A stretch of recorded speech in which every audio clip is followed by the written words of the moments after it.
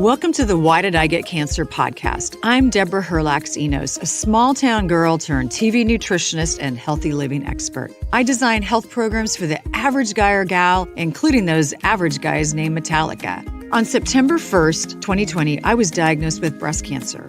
I asked every oncologist the same question, why did I get cancer? But none of my doctors had good answers for me.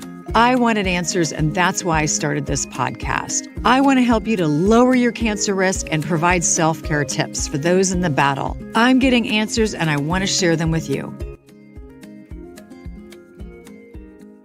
Today's podcast really shocked me. It was about homeopathy. I interviewed a homeopathic physician. Her name is Dr. Sarah Trask. And I honestly didn't know a lot about homeopathy, but what I loved about today's podcast is that she talked a lot about putting your body in the position to heal itself, meaning getting enough rest, eating the right food, getting rid of toxic people in your life, all types of things, which of course we've talked about on this podcast before. But then Dr. Trask mentioned an incident that happened to her. She was in school learning to become a homeopathic physician, and she went back into class and she'd gotten food poisoning at lunch. And her professor said, "This is great. Let's cure you with homeopathy." And she said, excuse my language, it was kind of coming out both ends. And she said that he gave her a treatment and she felt better almost immediately. I got to tell you, when I hear stories like that, I want to know more. So you got to tune in. This is part one. It's a great 2-part series, and I hope to see you next week for part 2, but I hope you enjoy. Hey everyone, welcome to Why Did I Get Cancer? Today's guest is 3 years in the making, honestly. Her name is Sarah Trask. She is a homeopathic physician, and I'm an Instagram scroller, not a stroller. Maybe I'm a stroller. I'm an Instagram scroller, and I found her Instagram profile 3 years ago when I was starting this podcast, and I took a screenshot of it and I put it in my wish list of rock star guests that I wanted on my podcast. And I just kept following her and reading her content and was inspired. And we talked, Sarah, like 3 weeks ago. I was flying somewhere. We were talking at SeaTac Airport, and you said, I would love to do your podcast. So today's the day. Welcome to Why Did I Get Cancer? Yay. Thanks so much for this, Deborah. I'm so excited. I'm so excited too. And so homeopathy. Huge topic. Huge topic. Could you unpack a little bit of that for us? I used to know a lot more about it when I was getting my nutrition and health science degree. Fast forward, a few decades, and I need a refresher course. Tell us what it means. And a lot of people don't know what it means. They often get me mixed up with a naturopath, or think I do a lot of dietary changes or supplementation. But homeopathy is actually a form of medicine in and of itself that was founded over 200 years ago. And basically it's energy medicine. So we use highly diluted past the point of material dose substances to kickstart the body's own immune response. So essentially we use plants, animal material, poisons, minerals, all kinds of different substances. And then they're diluted past the point of material dose. And you choose a substance based on what it causes in toxicity. So a really easy example would be we use a homeopathic Apis mellifica, which is made from a bee stinger for people with anaphylaxis. Or people who have allergies or really strong allergies that cause all kinds of things that happen very quickly. So a sudden onset type of allergy. And if I were to give somebody a bee stinger who had a bee allergy, then they would die. They would go into anaphylaxis. So that's why they have to be diluted past the point of material dose. But what's beautiful about it is that if you give somebody a remedy and it's not the right remedy, it just does nothing. It's like taking nothing. It has to resonate with their frequency. And so, there's a huge difference between treating acute and chronic disease with homeopathy.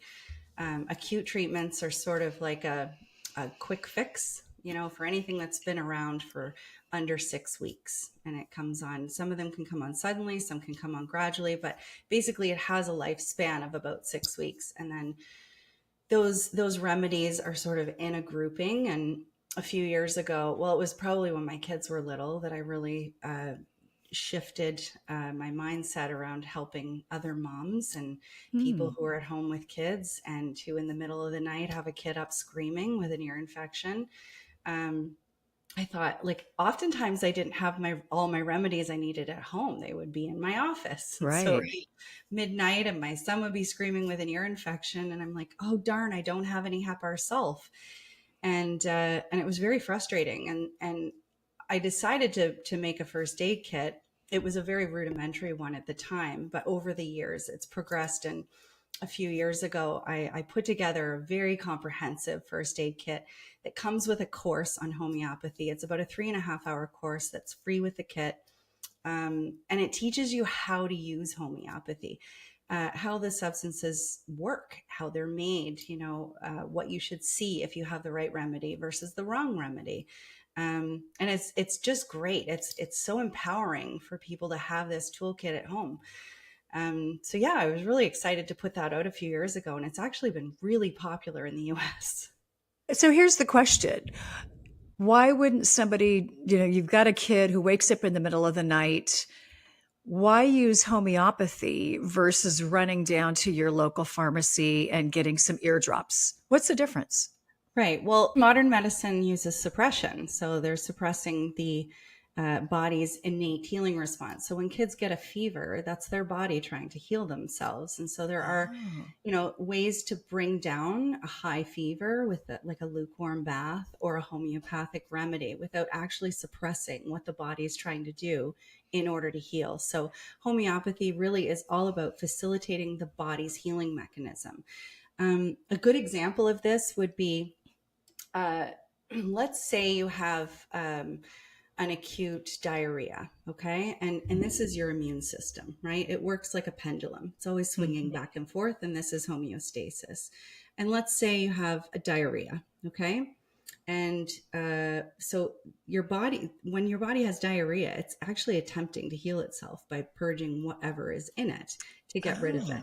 So when you take an Imodium, which is an anti-diarrheal, meaning opposite, it causes a primary immune response. So it actually causes an opposite reaction. The same with anti-inflammatories or antibiotics or antidepressants, antipsychotics. Modern medicine uses the opposite approach, okay? So it causes this reaction to occur. The body will then always initiate what's called a secondary immune response and bring it back to balance. So again, the self-limiting aspect of the acute disease will just bring it back to balance. Your diarrhea has gone away. If you're over here and you have diarrhea, a homeopath would ask you questions like, what's the diarrhea like? Is there any pain? Is it happening in 20-minute intervals? Does it happen at a certain time of day? What brought it on? And then they would find a remedy that in nature causes that pattern of symptoms. So we have repertories and materia medica, like huge libraries of over 4,000 remedies that help us find that particular. And then we give it to you in such a minute dose because your body is already hugely sensitive to it. Okay. And then we trick the body into thinking it's getting a little more of what it already has to kickstart just the secondary immune response. And then it comes back into balance. So essentially, each time you take a remedy that's the right remedy, meaning it matches the pattern of the symptoms, you're actually teaching the body to work on its own. Each time you take it, your body learns a little bit more and a little bit more. So are you saying then that it sounds like what you're saying is the body wants to heal itself? Yes. Of course it does. Okay. So that's how God made us. That is how God made us. Okay. So yeah, question was maybe a little tongue in cheek, but so our body, it sounds like maybe I have so many questions. I'm made of questions right now. So it sounds like if we put our body in the right position, I don't mean like a physical position, like laying down or standing up, but if we give it the tools, Mm-hmm. it can heal itself Mm-hmm. from most Exactly. things. Mm-hmm. And, another difference is most pharmaceuticals are made for a label or a box of symptoms, right? A homeopath actually doesn't treat the box. It treats the person. Hmm. Okay, so we try to pull the person away from the box and figure out what's unique to them, because every person has unique susceptibilities. Mhm. And I know that you probably know this too, because you have more than one child, and even though they have two same parents, they're completely different, Mhm. and they get different things, and they're susceptible to different things, and their sensitivities to certain things are vastly different. So a homeopath would really need to know, especially when taking a chronic case, but also when taking an acute case. But a chronic case is all about those intricacies of what makes you unique and individual, and what your weaknesses are in the face of what weakens you. We're trying to find something to strengthen your vitality, your vital force in the face of that. Okay. So homeopathy is intended to strengthen the body, Yes. which pays off dividends for the rest of your life. Mhm. But my guess is that it's not fast, where you could take an Imodium or you could take something and you have immediate relief of symptoms. So it sounds like we might, with homeopathy, maybe need to be a little patient. No. So with acute Oh, disease, yes, okay. it can. Tell me more, Sarah. Oh my gosh, homeopathy works within 5 minutes. So, What? and oh yes, so within 5 minutes, especially if you have to look at it from an energetic standpoint. So, if you have somebody who's had a fever come on suddenly or pain come on suddenly, if you find the right remedy, it's designed to work in the same way. So, we also have remedies that the symptoms come on suddenly in the crude form, in their toxic form. The symptoms come on suddenly. For instance, with diarrhea that's caused by food poisoning, that comes on suddenly. Arsenicum album, which is homeopathic arsenic, cures food poisoning in the same way. Within, Wow. I can remember one of the first weekends at school, I got food poisoning. We went out for lunch. I had a bad salad. I'm sure it was E. coli. I was green. I was both ends. Maybe too much information. No, Anyway, we're good. I came back to class and the teacher was so excited. He was like, let's treat her, class. And so he took my case and took the observatory symptoms as well as the symptoms that I shared with him, and put 2 pellets of arsenicum album in my bottle of water, and I sipped. And within 2 minutes, I was like, this is unbelievable. And I think that was the Wow. first acute that I'd ever had treated. So yeah, and it's so beautiful when you see it work like that.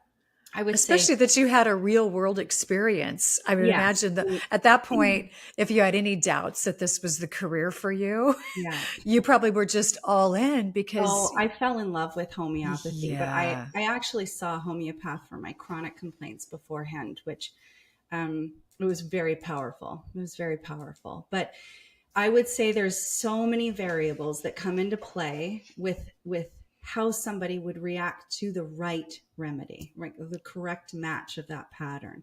Okay. Um, Number one, I could name 100, but number one is, are they sharing the proper information? Are you taking the case properly? Are you asking the right questions? Mhm. Um, can they even communicate? With animals, they can't communicate. With babies, they can't communicate. Are you taking observatory symptoms? Is there a maintaining cause in their environment? So, if you're treating somebody's liver disease and they're continuing to drink alcohol, there's maintaining causes for things. If you're Right. treating a lung condition and they're living in a house with mold, again, there's maintaining causes for everything. So a person's vitality can be affected by what they're susceptible to and how much is coming at them all the time. But Hmm. essentially, when you take a chronic case or a constitutional, you're figuring out what the generalities of that person are. So Are they a hot-blooded person? Are they a cold-blooded person? Are they sensitive to hot food? Do they crave sugar? Do they crave salt? Are they worse in the cold, damp weather? Do they wake up at 2 a.m. every day? Are they prone to getting pneumonia every year? Like, there's a million questions, which is why I spend 2 hours with each initial, because we really have to investigate and break this apart and figure out, number one, what they're sensitive to and how they react to it. But number two, and I would say the most important, and this is kind of what led me down the path that I've been on for the last 4 years, is what's the root cause? What is the cause? Right. And I can't even tell you. I'm a curious truth seeker. I want to know all the answers. I've always been like that. But you can feel it when something's true. Yeah. And it's so interesting how the path has changed for me so much since my daughter got sick with an autoimmune disease. I mean, I was feeding her all organic, and health was my jam. That's what I did. Wow. And then she got sick, and it definitely humbled me. It made me reevaluate my whole life, but it also led me down this path to figure out what is the root cause. How did she get this? Because Why you were doing all the right things, exactly? raising And why her is and it that we're feeding getting her. sick when we think we're doing all of the right things? Right. And that's why I would say, it changed the way I practice. It changed the way I speak to my patients, the way I take a case. I listen a whole lot more. Nobody knows their body better than you. Yeah, I that's so don't know true. your body. Yeah.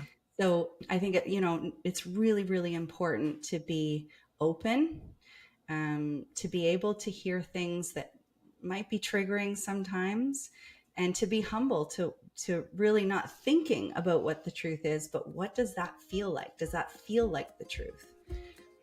So, yeah.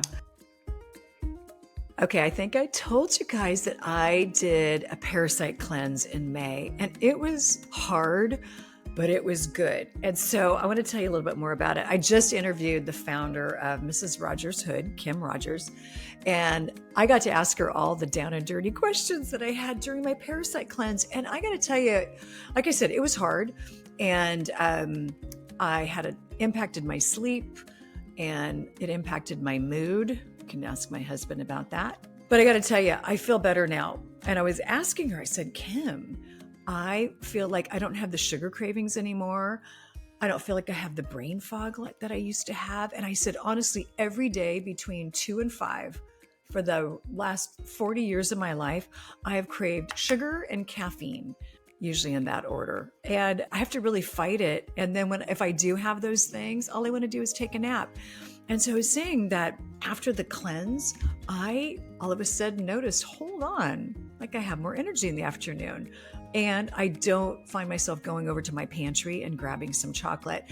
And I asked her about it, and she said, yes, that is one of the benefits of getting rid of those buggers that were in my body, is that they drive the sugar cravings. So I got to tell you, I'm sold on it, and I can't wait for you to listen to the podcast. But if you're interested in one of Kim's kits, I'm going to tag it all in the show notes. Use the code DENOS10 to get 10% off. I'm going to order a couple more. My poor husband, we're going to do it again. She was recommending 2 or 3 times a year. Anyway, like I said, I'm really glad I did it. I am loving the impact now. And it was great just to have that conversation with her. So hope you enjoy the kit, and follow Kim Rogers, Mrs. Rogers Hood. She is a wealth of information, and she's super generous with her information. She's got a lot out there. So enjoy. What does the truth feel like in your body? Sometimes it's goosebumps.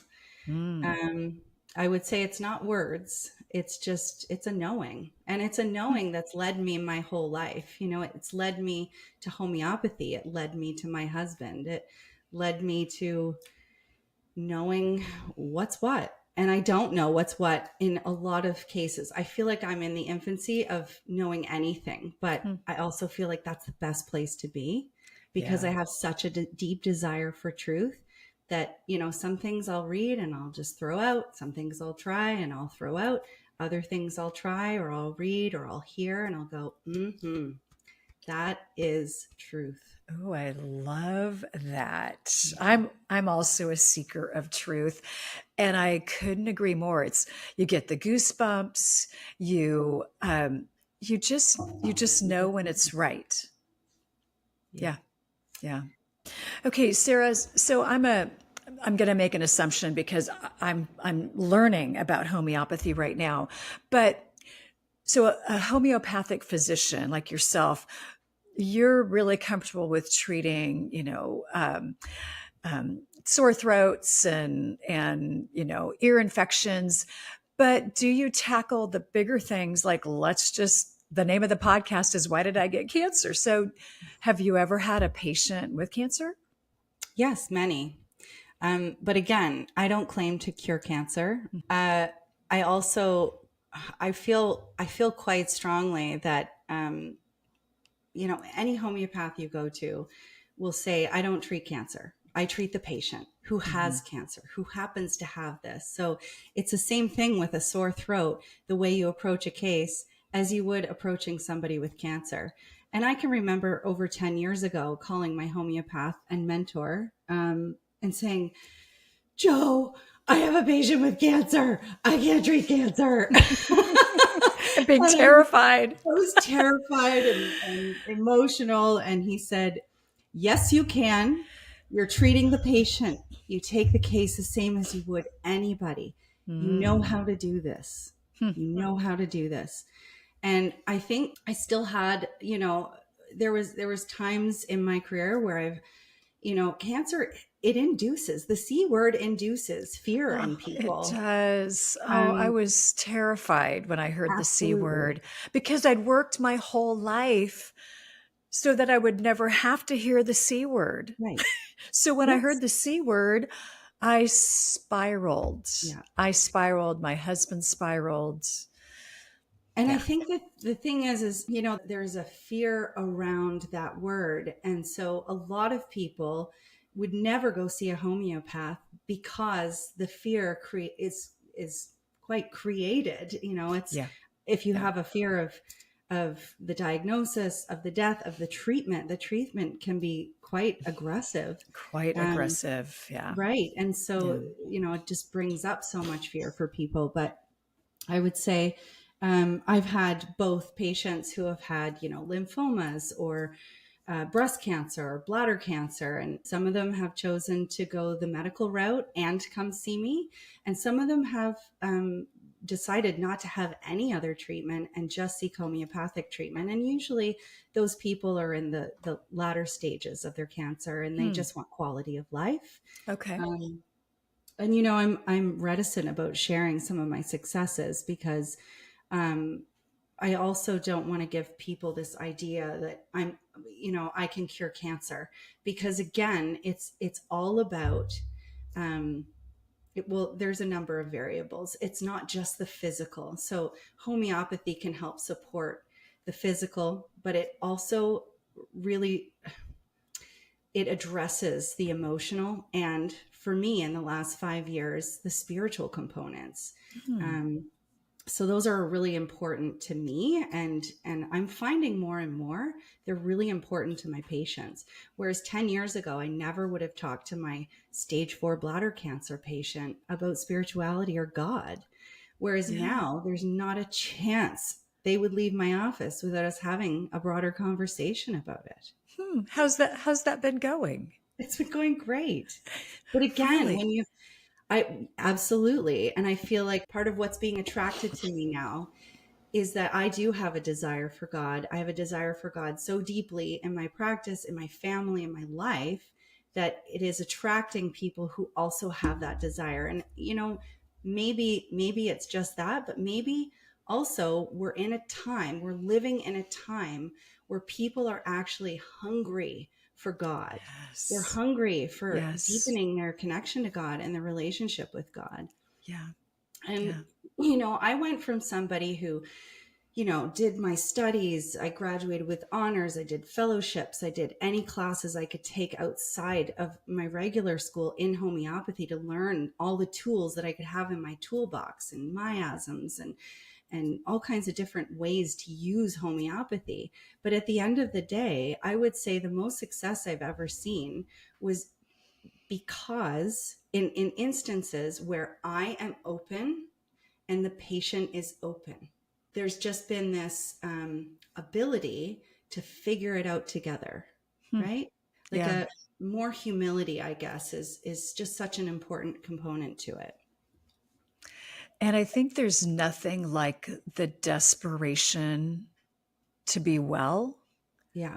to just bring you to your knees. So maybe you are open to more things Yeah. Yeah. than you would have been before the diagnosis. And Yeah. if you have patients who, as you said, stage 4 bladder or stage 3 this, even if you've never really heard the message of God, or you've turned away, there's nothing like desperation to bring you back. Mm-hmm.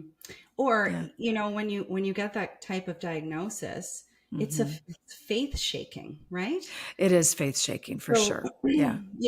unfortunately, like a lot of things that happen to us, we believe that God's causing those things, and God's not causing Right. those things Right. at all. It couldn't be further from the truth. That's exactly Um, right. but there are laws in place. I feel like there are laws in place that, and I mean, homeopaths have been looking at this for over 200 years. We don't take a case without taking an emotional profile.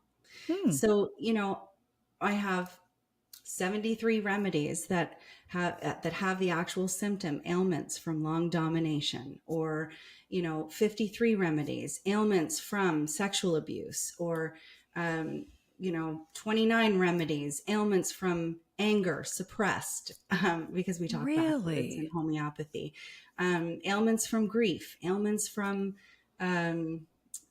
violence or revenge, or the emotional components always come in homeopathy. So many years ago when Gabor Mate came on the scene, or Bernie Siegel, like all these guys are Yeah. amazing, and I'm Yeah. like, okay, so finally we have some actual physicians talking about how the emotions affect us, and they're Mm-hmm. talking about cancer. It's really amazing to see that it's not just us lowly homeopaths that are looking Right. at how disease is affected by emotions and emotional suppression.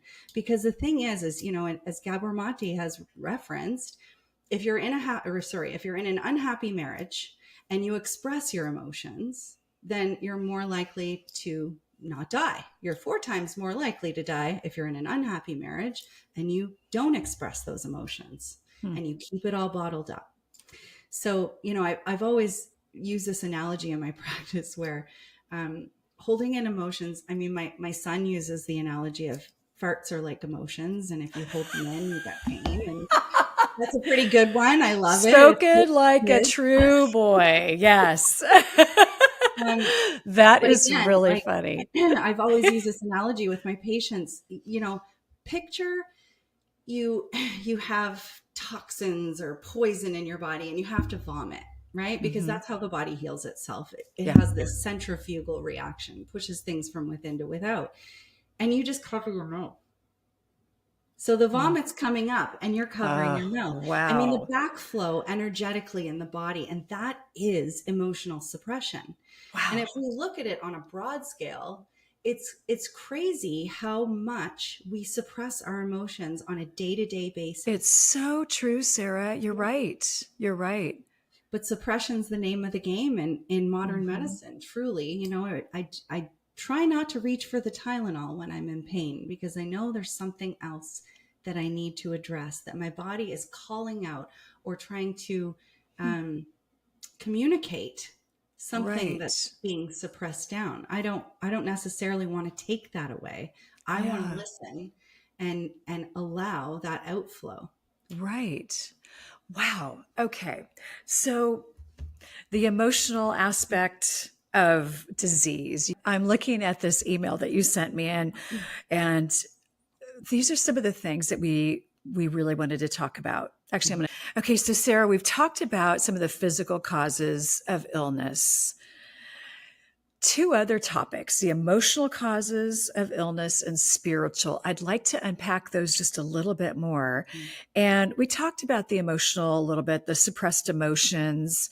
Do you have some examples with any of your patients where you've seen that? Yeah, I mean, the first patient I'll never forget was a little boy. He was 11 years old, and he was soiling himself. And we were trying to figure out, with all these remedies, the remedies weren't doing anything. They weren't helping him not soil himself. So I decided with the mom that I would just have a conversation with him alone. And so after having that conversation, I realized he would soil himself anytime his parents would get into an argument. So I gave him Ignatia, and the Ignatia actually stopped the soiling. And Ignatia is actually a remedy that's used for acute grief. And not only is it used for acute grief, but in homeopathic language is often sometimes old-fashioned, but it was used for hysteria, which was basically a physical manifestation of an emotional complaint. And so anywhere you see a physical manifestation of an emotional complaint, Ignatia can be really helpful. It might not be the perfect remedy, but it could help. So in that case, it did. And so homeopaths would always look at this, like I said, an emotional side of things. And I would say that when my daughter got sick is really when I started to dive into root causes, like what caused her illness. And I would say at the end of the day, she was holding on to certain emotions that I had passed down to her and that I had been given that had been passed down to me. And I mean, Gabor Mate talks about this. There's been studies done in mice and how patterns of behavior are handed down. But I would say that more and more what we see is higher levels of suppression, i.e., pharmaceuticals, drugs, alcohol, smoking, video games, television, shopping, working porn, out, shopping, all of it. We just see this world is just full of anything that can distract us from our emotions, that we see a really heavy load that children are carrying, especially probably post-COVID, because absolutely being sequestered for so long. Yeah. And not only that, I think that, there's just, maybe the pendulum is going to start swinging back at some point. I would love to see that. I know in Canada, with marijuana being legal, a lot of people call it medicinal. It's actually quite suppressive, and it is addictive. And so, I'm very wary about anything that takes us away from actually feeling. Oh, that's so good. You're right. Yeah. You can see that. You can see it. You can see it in parents and children. I mean, I actually have been working with, she's a dear friend now, but I started working with her because I felt that she would be a good fit to share an office with. But for over 10 years, I've been working with Lisa Mackey, who's a counselor who does specifically emotional processing. So she helps to guide a patient on how to, first of all, tap into their emotions if they're highly suppressed, and then how to process them out of their body. Wow. Right. Wow. And it's because so if you do that, or when you do that, it sounds like you're probably setting your body up to be healthier. Yeah, absolutely. Yeah. Absolutely. Do you see suppressed emotions? I'm sure you do. I probably know the answer to this, but I'm just going to. That's okay. I'll do a pretend question. How about that? Do you see suppressed emotions you'd mentioned you had a stage 4 bladder cancer, or in breast cancer like I had? Absolutely. And I would say, there's not just in homeopathy where you see certain remedies as a reflection of certain suppressed emotions. But Louise Hay was a pioneer of linking emotions to certain parts of the body. And now we see Gabor Mate talking about different personalities who would get cancer, or different pathologies. But I would say that I've been able to garner some deeper knowledge around breast cancer specifically, and that is there's this over nurturing emotion, Mm-hmm. and it actually goes quite deep. Oftentimes, it can be towards the mother, or it can be passed down from grandmother to mother to child. Um, but it's basically this need to be loved, and a demand, and actually a rage of not of over nurturing and having to over nurture to get loved. Mm. And the right side is related. I don't know if you resonate with that. I do.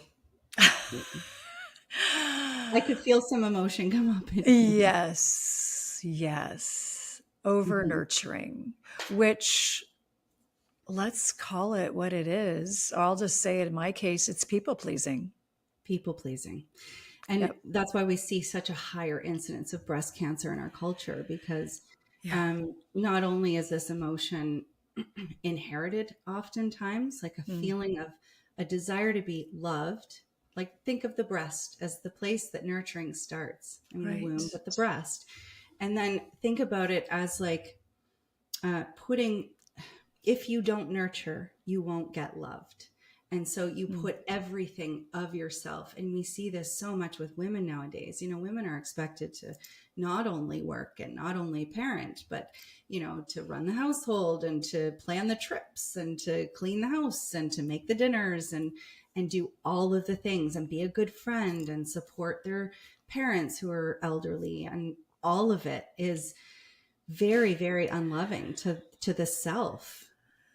Yes, it Yeah. is really unloving to the self. And I'll just say in my case that, you overgive or over nurture, and then it's not reciprocated. And then you move into resentment. Yeah. Anger. Yes. So resentment and anger go hand in hand. Yes. Okay. And you know, it would be sort of layers of this, you know, this Yeah. feeling of deep grief, Mm-hmm. um, because you have to do in order to get love, and then resentment because you're not getting love no matter how much you put in. Yeah. Um, That I can really see that in my life, especially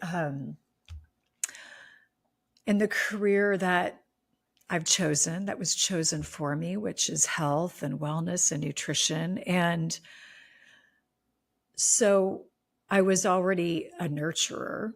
But then once I got my degree and experience, I wanted everybody to be well in my life and to take my advice on food and nutrition and exercise and all those things. And then when they didn't, some people really close to me, I think I would probably look at it as, don't you love me enough to want to make these changes? Don't you want to stay healthy and yeah.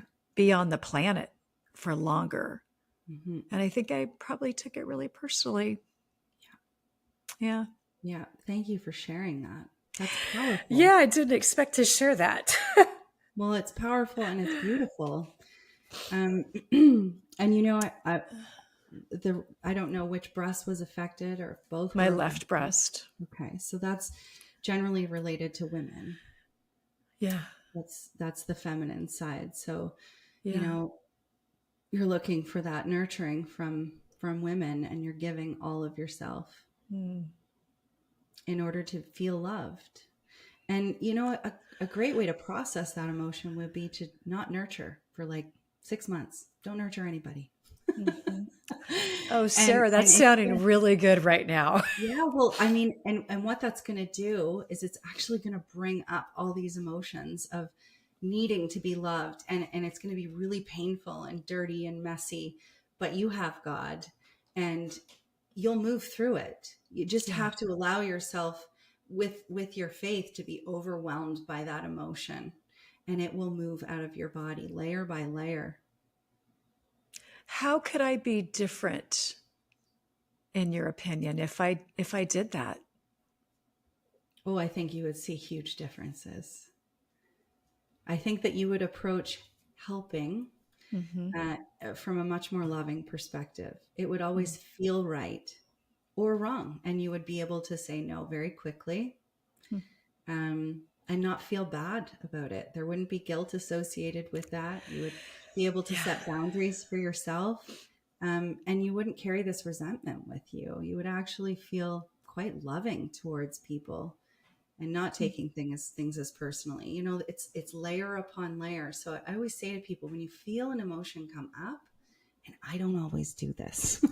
If anything, I avoid a lot of emotions a lot of the time, but there's an awareness, right? And it's been a process for me, and I'm still where like I said, we're all a work in progress.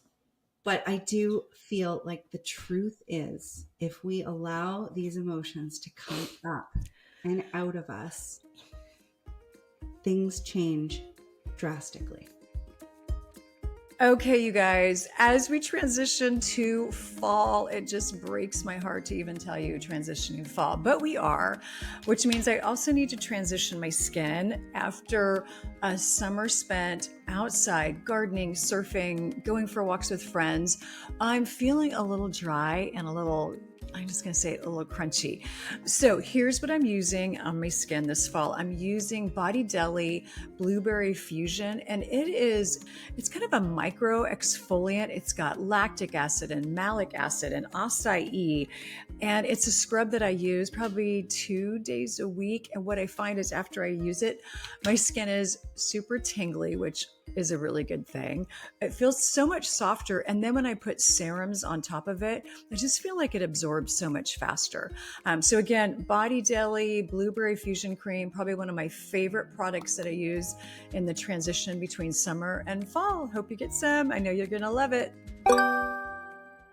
Well, I hope you learned as much as I did. I had so many takeaways from today's podcast. Part 1, please join us next week for part 2 with homeopathic physician, Dr. Sarah Trask. Enjoy. Hey, y'all, can you do me a favor today and go and leave a review of this podcast?